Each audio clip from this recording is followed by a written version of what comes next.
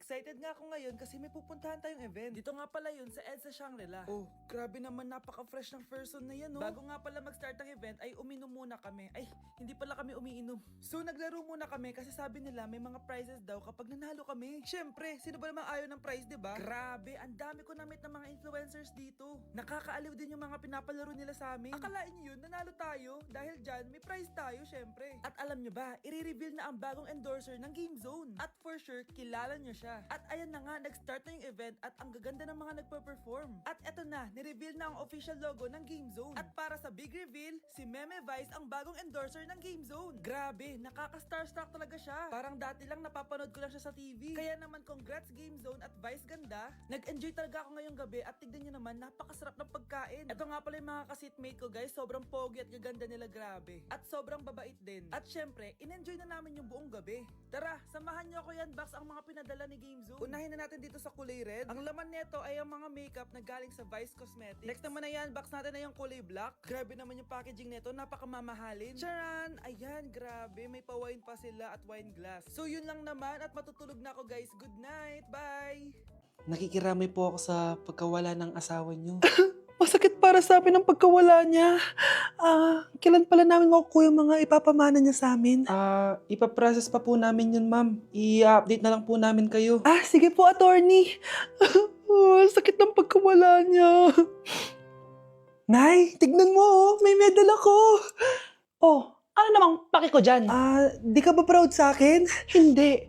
At wala akong paki sa'yo. Iniwan ka na ng tatay mo, di ba? Kaya pwede ka nang umalis dito. Bakit ka ba ganyan sa akin, Nay? Huwag mo nga ako matawag-tawag na nanay dyan. Kadiri. Hindi kita anak. Ang nanay mo, wala na. Malandi kasi. Nay, gutom na ako. Ay, gutom na baby ko. Wait lang, mag-order ako ng steak for you, ha? Yay! Steak, my favorite! Ampun lang pala ako. Nasaan na yung totoo ko, Nanay?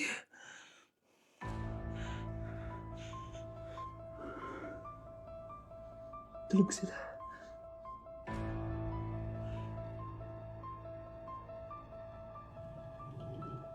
Nasaan na yun? Ito ba si Nanay? Sino ba ito tumatawag na to? Muntik na yun. Attorney? Hello, ma'am. May update na po sa ipapamana ng namatay niyo pong asawa. Sige. Punta ka dito sa bahay. Sa wakas, ito na yung araw na pinakahihintay ko. Hoy, ikaw! Pag dumating dito si attorney, magtago ka. Hindi niya pwede malaman na may isa pang anak ang asawa ko. Sige po. Ma'am, nakuha na po namin yung last will and testament ng asawa niyo. Ang nakasulat po dito ay, ang 50% ng kayamanan niya ay mapupunta po sa inyo. Mali ata yan, attorney. Dapat 100% ang mapupuntang kayamanan niya sa amin. Kami lang ang pamilya niya eh. Bali ma'am, ang nakasulat po kasi dito ay ang isang 50% po ay mapupunta sa isa niyang anak. Ano? Baka yan yung isa naming anak na nawala? Oo, sa amin na lang yan. Ako ang isa pang anak ni Ramon. Nay, bakit po? Mga sinungaling kayo? Paano niya nagawa sa akin to, ha? Nay, anong sinasabi mo? Hindi namin maintindihan. Ikaw, Scarlett. Sabi mo doktor ka, di ba? Bakit katulong ang trabaho mo sa New York, ha? Nay, Ikaw, Brianna. Teacher ka, di ba? Bakit nakita ka nilang nasa bar at sumasayaw-sayaw ka pa? Ikaw, Michael. Akala ko may engineer na ako. Ngayon pala, nangi-scam ka lang ng tao!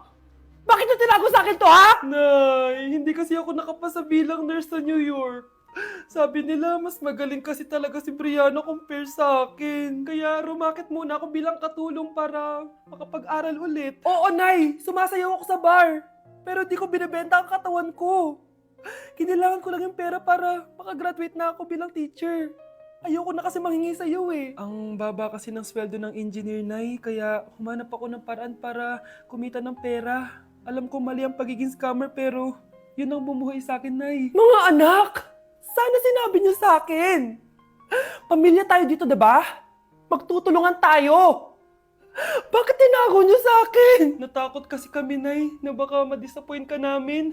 Alam kasi namin yung paghihirap mo. Mapag-aral lang kami. Anak ko kayo! Gagawin ko lahat para sa inyo.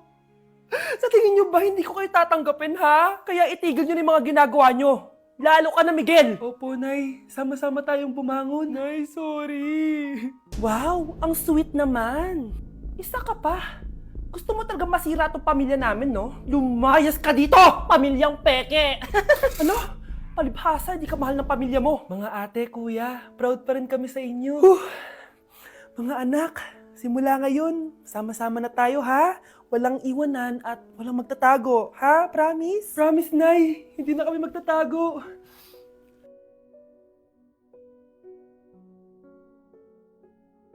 Hala, bukas na pala pasahan nito. So ano na balita ng revision ng thesis natin, Samantha, ha? Babe, ano ba?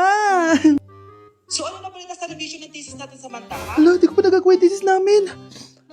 Nagka-emergency kasi. Sus, emergency? Kasama mo lang naman jowa mo. Tanggalin kita sa group dyan eh. Patay, lagot ako neto, babe. Paano niyan tayo? Ay, mga bes, huwag kayong mag-away-away ha. Kumalma kayo. Sabayin niyo muna ako ha. Jopay. Kumusta ka na? Huwag ka nang mawala. Ngayon, Teka, si Scarlett ba yun? dadalhin kita sa aming bahay. In fairness, ang ganda ng boses mo, be. Di tayo aalis tayo. Sa tunay na mundo. O, diba? Kumalma rin kayo. Ang fun kasi magkanta-kanta dito sa bus. Tapos, nakakaaliw pa yung mga filters. Buti na lang talaga, magaganda yung mga boses natin, mga bay. Truly! Wala pang ginawa sa Scarlett, oh. Ikaw, Scarlett! Nasaan yung RS mo, ha? Ay, sorry. Wala din pala ako. Wait lang, gagawin ko na, ha? Sorry na. Pwede ba? Kyle, anak! Uuwi yung mga kapatid mo. Talaga, Nay. Tagal kong hinintay ito. Grabe. Akala ko nakalimutan na nila tayo kasi successful na sila eh. Miss ko na sila. Tagal na din nung last na pumunta sila dito. O sige na, anak. Hintayin mo sila sa labas, ha? Maghahanda lang ako ng kakainin natin mamaya. Uy, Kyle. Balita ko, uuwi yung mga kapatid mo ah. Opo, tita. Paano niyo po nalaman? Basta! Siguro proud yung nanay mo kasi successful yung mga anak niya, no? Oo naman, tita. Nagbunga lahat ng paghihirap ni nanay sa kanila. Deserve nyo yan. Malapit nyo nang malaman ng totoo lang sikretong hindi nabubunyag. Pasok na po ako, tita. Sige. Hello, Nay! Nandito na yung anak mong doktor all the way from New York!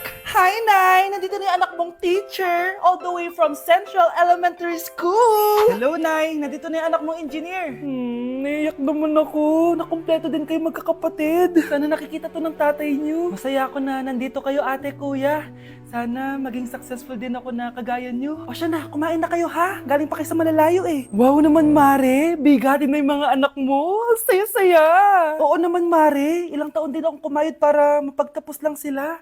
Pero worth it naman, di ba? Teka, Mare, para mas masaya, may kailangan kang malaman. Oh, eto. Ha? Ano to, Mare?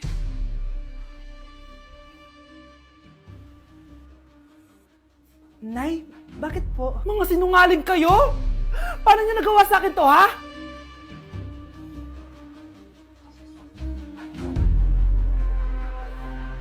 Anak, pag nawala na ako, gusto ko lumaki kang mabuting tao, ha? Nay, ano ba yan? Tumigil ka na dyan sa kakaganyan mo. Pag nawala na ako, huwag mo akong kakalimutan, ha? Pakilala mo ako sa magiging anak mo. Sabi ko, tumigil ka na eh. Oh, anak, tulog ka pa din? Di ba may pasok ka? Kumising ka na. Si nanay naman eh, umagang-umaga eh. Anak, umupo ka na dyan. Malapit na matapos ng favorite mong ulam. Ayoko niyan, Nay. Ay, naku, maldita na naman siya. O anak, tapos na to favorite mo lasagna. Kumain ka na. Bakit ka pa nagluto niyan? Ayoko nga niyan, di ba? Wala akong gana. Anak, anong oras na Matulog ka na, ha? Hindi, Nay. Magpupuyat ako. Ano ba, anak? Bakit ka ba ganyan sa akin, ha? Magpupuyat ako! Kasi miss na kita, Nay. Miss na kita, Nay. Happy Mother's Day, Nay.